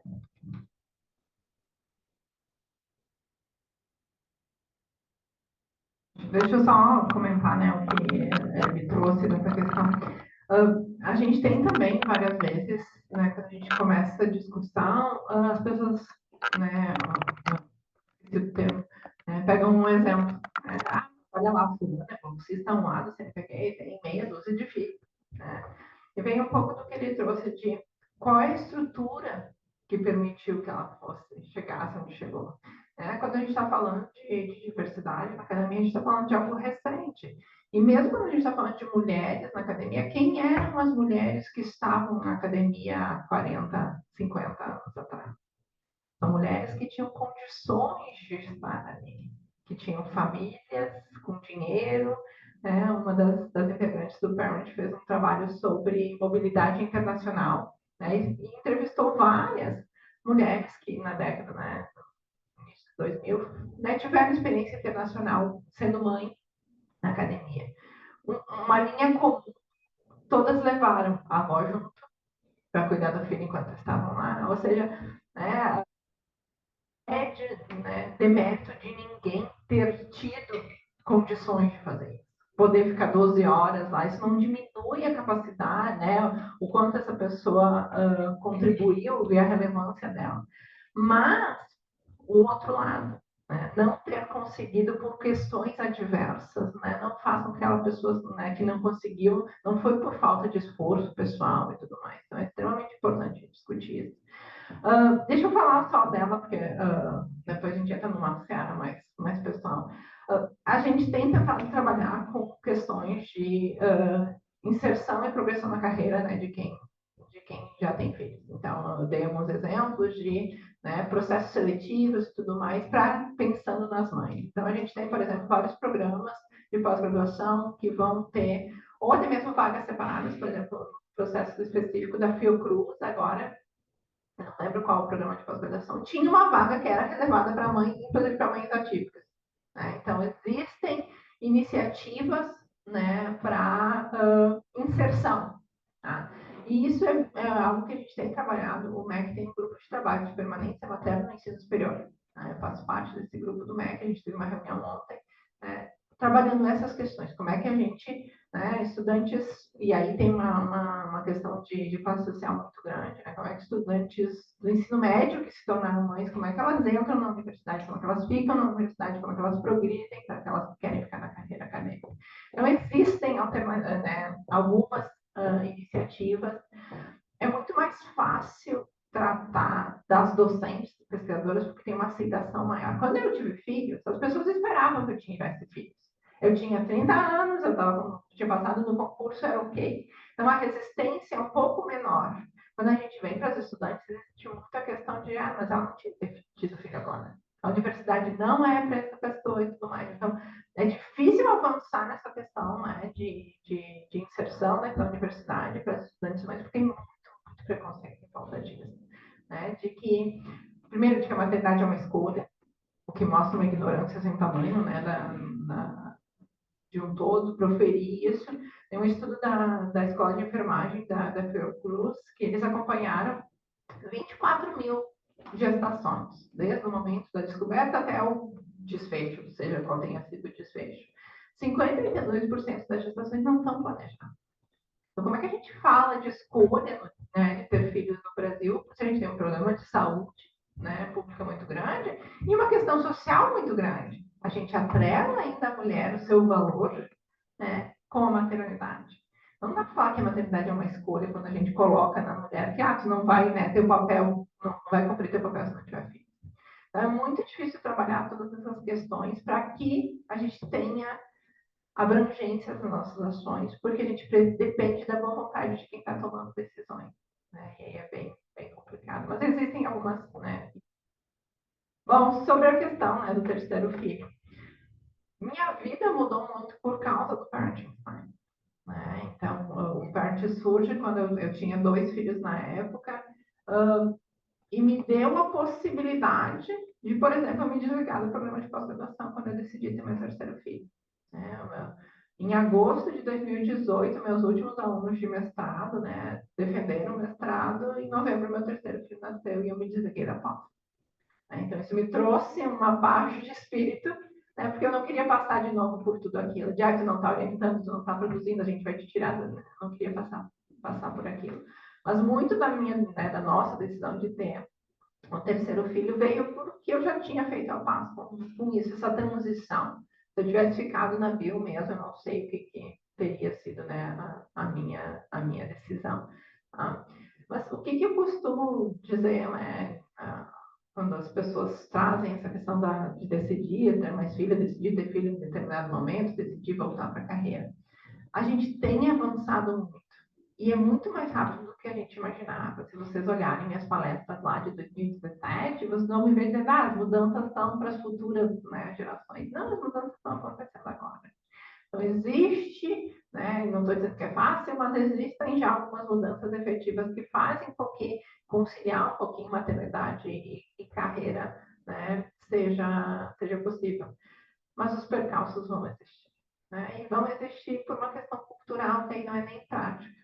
Né? Tu conseguir lidar com isso foi muito difícil para mim. Muito difícil. Agora eu consigo viajar, beleza, né? sem me estressar, mas lá no início foi algo que me consumia muito. Né? Essa questão de, não, porque eu estou deixando meus filhos. Gente, eu não larguei eles no meio da rua, entendeu? Mas é esse sentimento. E trabalhar isso é muito difícil. Né? Ainda mais que eu venho de uma família muito tradicional. Minha mãe sempre foi dona de casa, meu pai que trabalhava. Né? Então, eu reproduzi isso por muito tempo. Né? Então, é difícil. Né? E eu acho que toda a questão do etarismo ali é super importante. Né? Porque o que tem acontecido? A gente tem postergado a maternidade.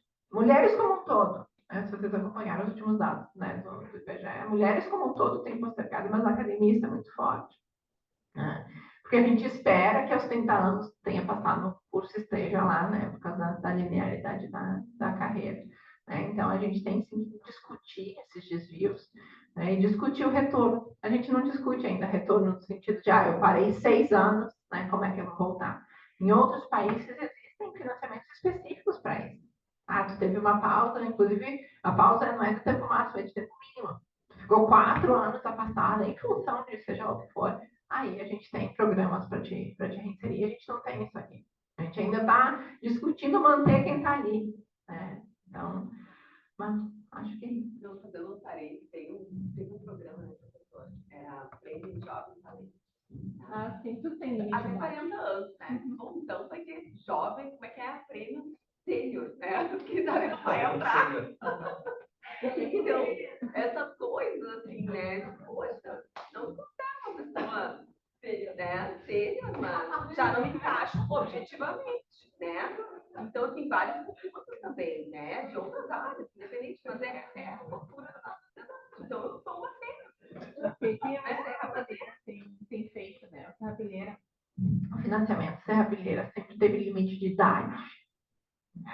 Mas aí, então, para quem teve filhos nesse período, tem mais 2 anos. Então, ao invés de 40, 42, outros teve 2 filhos, 44. O prêmio L'Oréal para mulheres na ciência é a mesma coisa, tem 10 anos do doutorado, 7 anos do que seria, eu não sei, o tempo depois do doutorado do prêmio Mulheres para a Ciência. E, de novo, se tu tem filho, então, tu tem 2 anos a mais por filho. Existe alguma movimentação em relação a isso, mas ainda tem essa visão, né, do jovem. Eu participei de um trabalho da Academia Brasileira de Ciência, dos afiliados, né, que são os jovens. Aí, eles lá discutindo quem é que poderia responder, né, a gente estava fazendo um questionário, um trabalho de pesquisa. Eles disseram, não, vamos botar 15 anos, doutorado. Eu disse, gente, então tá, eu não faço parte do trabalho de vocês, porque né, o meu doutorado já passou 15 anos, né? Então, a gente tem muito isso de pensar, porque ainda vem do modelo antigo da academia. Quem é que estava na academia? Homens brancos, com uma condição social muito, muito específica, que aos 20 anos terminavam a graduação, né? Entravam na pós e seguiam, né? Alguém, e aí entra um recorte social muito grande. Quem precisou, eu fiz minha graduação, eu tenho que trabalhar, eu preciso me sustentar minha família, eu preciso trabalhar. Aí depois tu volta para a academia, já fazer teu mestrado com 30 e poucos, não vai chegar, né? Então, é uma discussão que timidamente vem surgindo, mas que é fundamental. Bom, só uma observação aqui. Quando, com a fala do Augusto, me veio à mente aquela frase clássica, né? Que por trás de todo grande homem sempre tem uma grande mulher, mas ninguém quer estar atrás de ninguém. Mas, enfim, só para divertir um pouco aqui. Quando tanto a Fernanda falou quanto a Paula, a questão, né, de que ninguém cuida como a mãe, eu entrei quando eu entrei no mestrado, já me chamavam meio de louca, porque eu fiz a seleção do mestrado, João tinha 3 meses. Eu comecei as aulas do mestrado, João tinha 6 meses. Tinha 3 quando eu fiz a seleção, 6 quando começaram as aulas. E no final daquele primeiro ano, eu fui para São Paulo para começar a fazer o meu campo de pesquisa. E em São Paulo, eu entrevistei 8 mulheres. No dia que eu cheguei, eu entrevistei 2. No dia seguinte, eu entrevistei 6 mulheres corridas, assim, uma média de 2 horas por entrevista, para poder sair correndo para pegar o avião, para poder voltar, porque Deus o livre. Ele já estava, imagina, 24 horas sem a mãe. Não dava para eu ficar mais, né?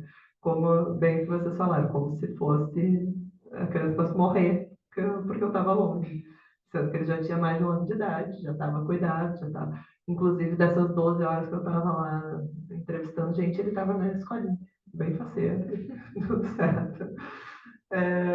E Paula, sobre o que tu perguntaste das empregadas, né, a questão do cuidado. O trabalho do cuidado, ele não é entendido apenas como a babá, apenas como cuidado físico, digamos, tá? Todo o cuidado da casa, das roupas, da comida, de tudo, tudo isso entra no trabalho do cuidado, né? Quando eu estava pensando a minha dissertação lá no início, eu tinha uma mentalidade um pouco fechada e eu estava pensando na minha realidade, que eu ia entrevistar pessoas que tinham uma empregada, né? E aí eu fui para um jantar e estava conversando com uma cliente do meu marido, de São Paulo, e falando sobre a vida, e ela disse, pois é, porque é inviável uma família hoje ter um carro com menos de 7 lugares. Eu disse, claro! Né? Na minha cabeça, pensando, mas gente, qual é Claro, a mulher, o marido, pelo menos 2 filhos e 2 babás. E eu, Aí eu saí, eu pedi licença para ela, fui no banheiro e liguei para Carol Pacheco. Exato. E liguei para Carol e disse, amiga, eu preciso repensar todo o meu questionário. Era quase meia-noite. E ela, por quê? O que aconteceu? Amiga, existe outra realidade. E aí eu falei com o Salata, e Salata, eu não tinha me dado conta de que existe essa outra realidade.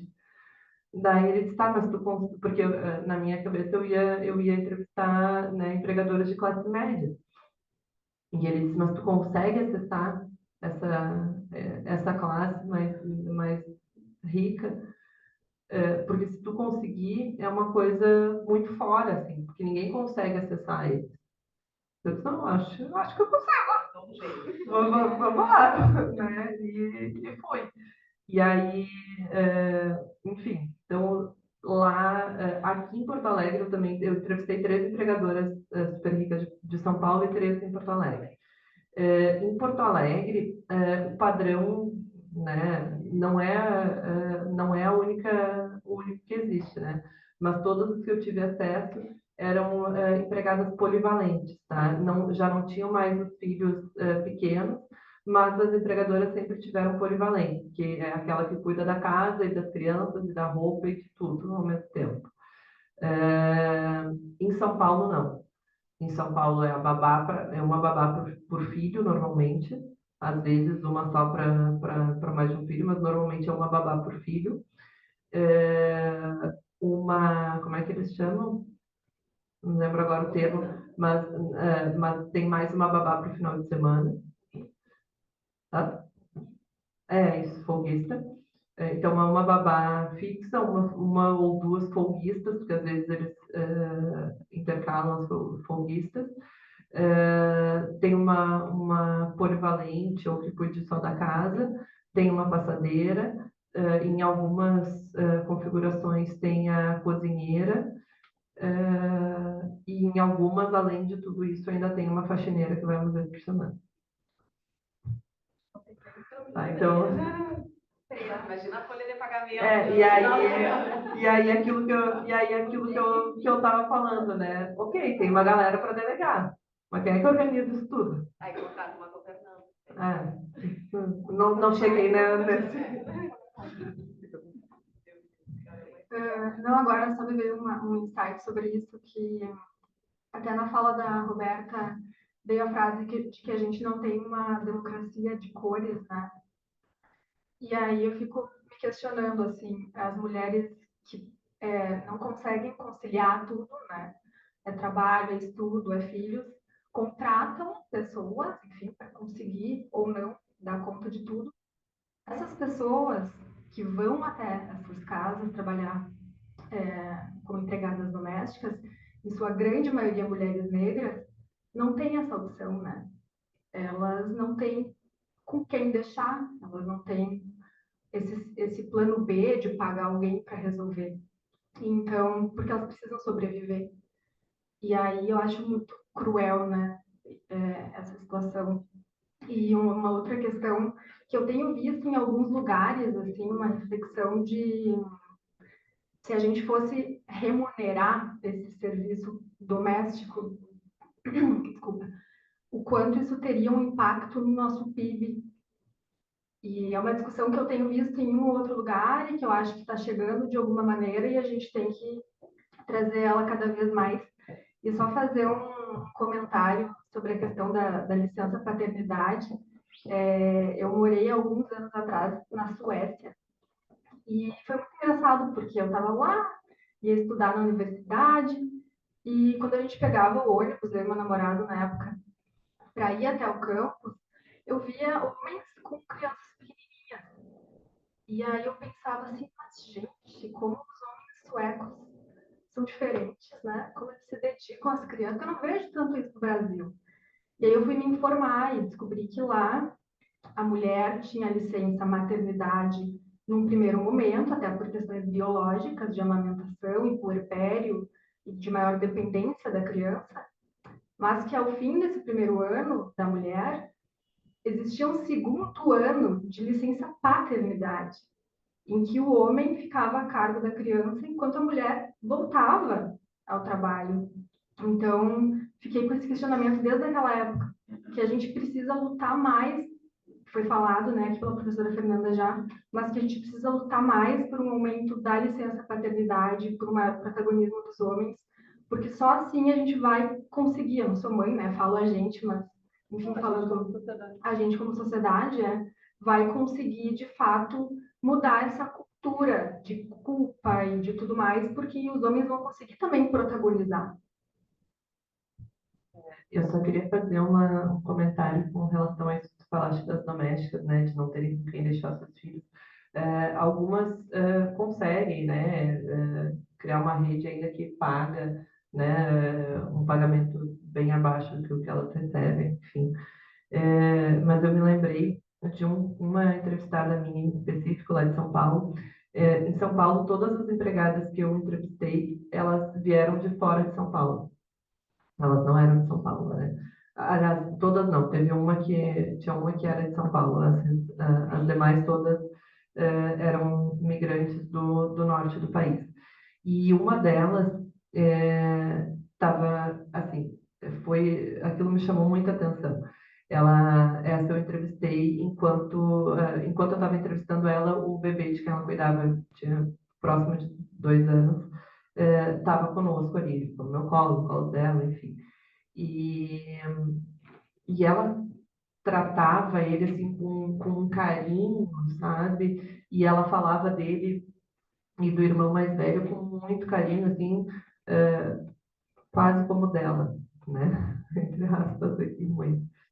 E aí, quando eu fui falar sobre a família, ela me falou que ela tem um filho de 10 anos, mas que ela deixou na casa dos pais com 2, então com a idade daquele que ela estava cuidando. E quando ela fala do filho, ela fala com um distanciamento absurdo, né?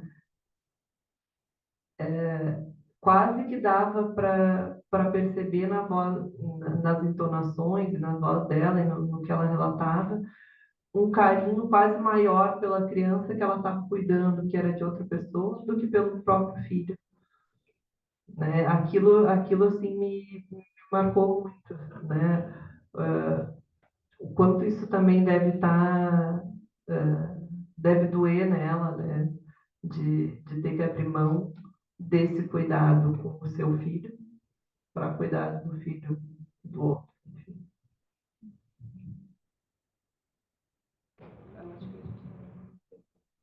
A gente tem, acho que 2 perguntas. Eu vi que tinha mãos levantadas. Alguém quer? Professor?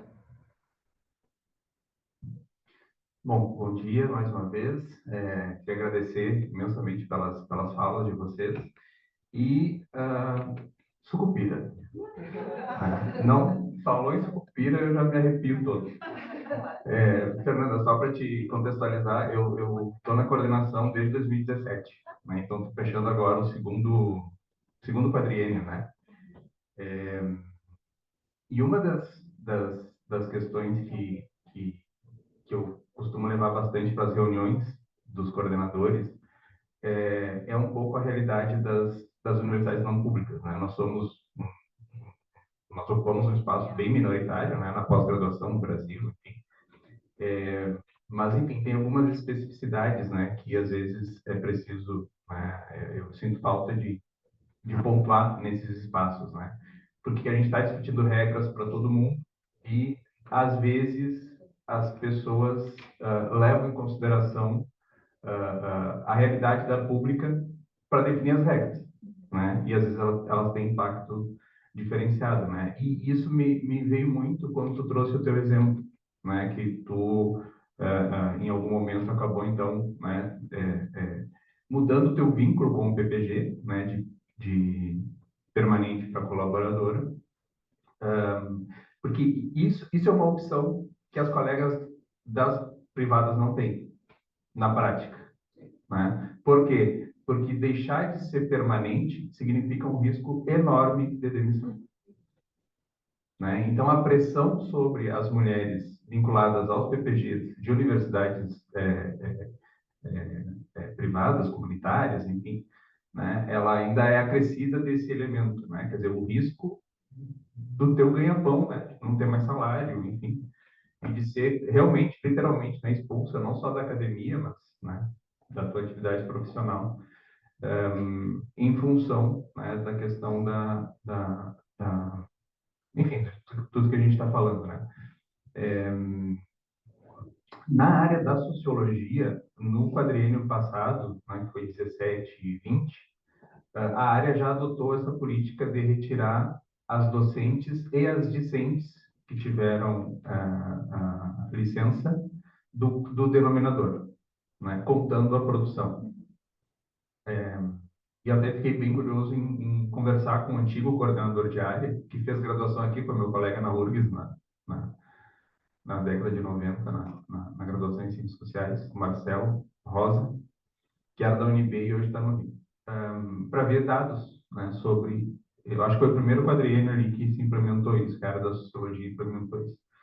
E agora isso vai ser repetido, até em função do acordo, né, com o Ministério Público, mas a área da sociologia já está discutindo, indo ao encontro do que tu colocou, né, uma ampliação das pessoas que podem acessar essa retirada no denominador, né, incluindo, inclusive, casais homoafetivos.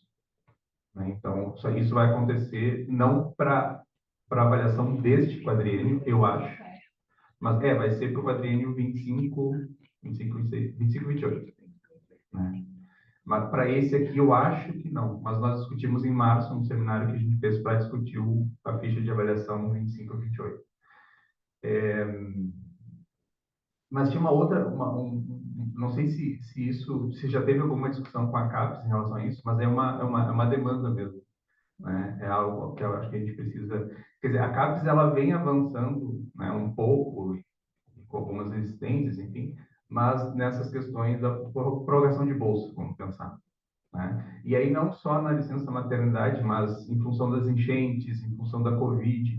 Só que tem uma questão que é muito séria e que é muito grave na política da CAPES.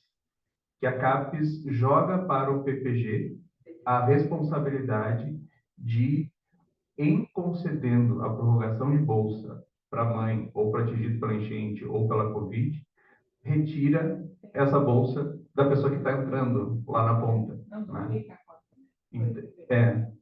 Então, e aí a gente fica numa situação terrível, né? Porque isso, no contexto, mais uma vez, no contexto da universidade comunitária, isso impede 95% dos estudantes de ficar. Porque aí eu vou dizer para esse estudante, olha, tu passou em primeiro lugar, tu tem direito à bolsa, mas tu vai ter que pagar 2 meses de mensalidade.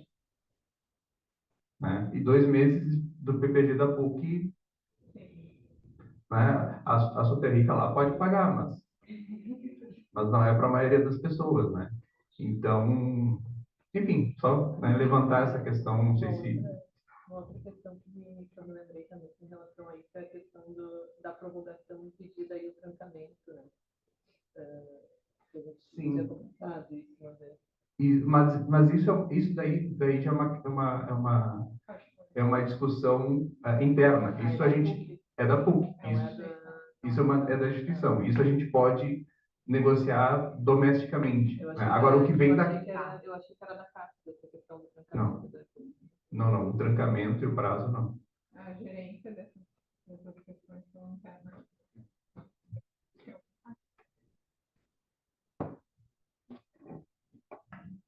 Esse ponto das privadas é importante, né? Porque, por mais que a gente tenha avançado, né, quase nenhuma das ações atinge, né, quando a gente está falando das mães das universidades privadas. Né? Por exemplo, a questão de progressão funcional. Esses dias eu estava conversando com uma das nossas embaixadoras, que é de uma universidade particular aqui do estado, e eu estava falando, a URGS já tinha, né, faz tempo, a proporcionalidade. Então, a cada 2 anos a gente pode progredir, se teve licença, ao invés de X pontos, tu tem que ter 3/4 desses pontos, né? Porque desconta o período que tu está afastado. Pois é, as universidades privadas não têm isso, ela se vê. A gente está vivendo um momento onde as pessoas nem estão pedindo progressão, porque estão com medo de ser mandado embora quando vem esses cortes. Né? Os primeiros que vão embora, quem está ganhando mais dinheiro. Então, é uma situação muito crítica. Né? E é muito difícil de resolver, porque aí também entra em muitas particularidades. O sistema federal, o público como todo, a gente tem, né? A gente tem mais uma uniformidade um pouco maior. gente vai universidade privada, comunitária, né? Enfim, todos os tipos que existem. As particularidades institucionais são grandes, mas é importante que a gente discuta, né, essas questões. Desconheço qualquer ação prática no sentido, né, vamos olhar para esse grupo aqui e fazer tal coisa. Realmente porque o nosso sistema, né, da pós está moldado para as universidades públicas, né, como um todo. Então, até mesmo para estudantes, essa questão do trancamento é algo muito sério para os estudantes quando têm filhos, né? Porque implica, às vezes, com questões financeiras. Tem discutido com a CAPES a questão, a CAPES, enfim, né, todo mundo que tem as bolsas de pós, essa questão da duplicidade, né? Então, se tu está prorrogando por 6 meses, teria que ter um aporte para garantir, né? Não deveria ser a prorrogação daquela cota, mas sim uma cota nova, né? Temporária. Mas aí a gente volta para a questão de dinheiro, vou fazer isso, vou ter que tirar dele de algum lugar, e aí, enfim, né? Os últimos anos tem sido muito difícil avançar. A gente avançou em várias coisas, por exemplo, que não requerem dinheiro. Vou mudar, né, o tempo máximo de titulação, não vai contar, beleza, essas coisas não tem problema, mas sempre que envolver recurso, não tem dinheiro. Então, a gente não consegue avançar na questão dos auxílios dos estudantes, a gente não consegue avançar nos editais, coisas de dependente, bolsa, porque entra nisso de, eu vou ter que cortar de algum lugar, então. É difícil, porque eu entendo essa questão, mas em algum momento isso vai ter que se tornar prioridade ou a gente não vai conseguir fazer nada, né?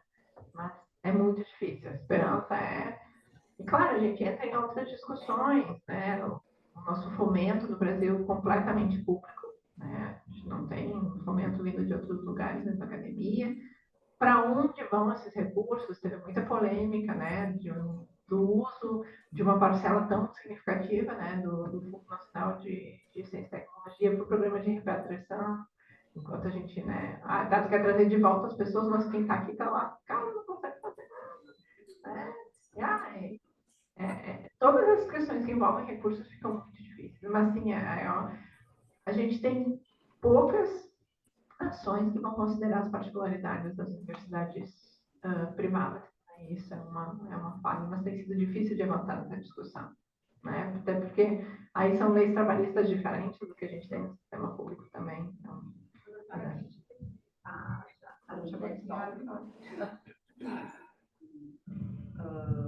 não há recursos, ok, mas existe a boa vontade também, só a desculpa. Eu acho que em alguma extensão há desculpa. Tá? Em alguma, claro, a gente sabe, né? A gente conhece as resistências que a gente vê. A gente teve um apoio muito maior do que a gente antecipava. Para ser bem sincero, achava que as resistências seriam muito maiores, né, das pessoas que estão lá, né, tomando decisões. Da base, nós estamos bem, né, mas quem está tomando decisões. Mas ainda tem muito de ser para gringo ver. Né, de falar ficou curioso de ver os dados, né, do quadrinho anterior comparado com isso. A gente não tem dados de nada. Então, as pessoas teve, vamos transformar numa lei que negócio de ampliar os 2 anos. Gente, eu não sei se funciona, porque nenhuma instituição está muito preocupada em avaliar se funciona. Então, agora a gente já está entrando no segundo ciclo de bolsas PQ, onde aparece a maternidade. Fez diferença? Eu não sei se fez diferença, porque eu não tenho acesso a esses dados. Então, a gente vai lá no CPQ e pede vocês analisem. Mas, né? Então, a gente tem essa política. Se ela não é efetiva, não adianta ter. Mas eu só vou saber se é efetiva se a gente avaliar. Então, preciso, né, os dados. Quando a gente entra nessa seara da maternidade, a gente tem muito problema da lei de proteção dos dados e tudo mais. Então, as instituições precisam analisar. Eu preciso saber se fez diferença, né, quando a gente colocou essas mudanças no Sucupira ou na CAPES, ou no CNPq, né, a gente precisa desses dados. Mas, no geral, há uma aceitação mais ou menos boa, né, das pessoas que estão nos recebendo. Assim, muito mudou com a visibilidade do PERT, né? A gente tem ganhado os prêmios que a gente ganhou e tudo mais, né? Então, tem um pouco disso. É aquela política, né? Precisa ser visto, né? Ter um nome para querer. Então, parabenizo e agradeço a Roberta e a Fernanda pela mesa. Peço que fiquem aqui para a gente fazer uma foto. Agradeço.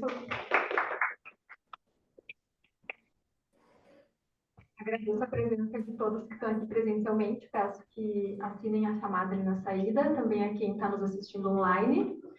E a nossa programação vai seguir com a mesa Cuidado em Saúde Mental para Mulheres, Clínica Feminista. Então, convido a todos e todas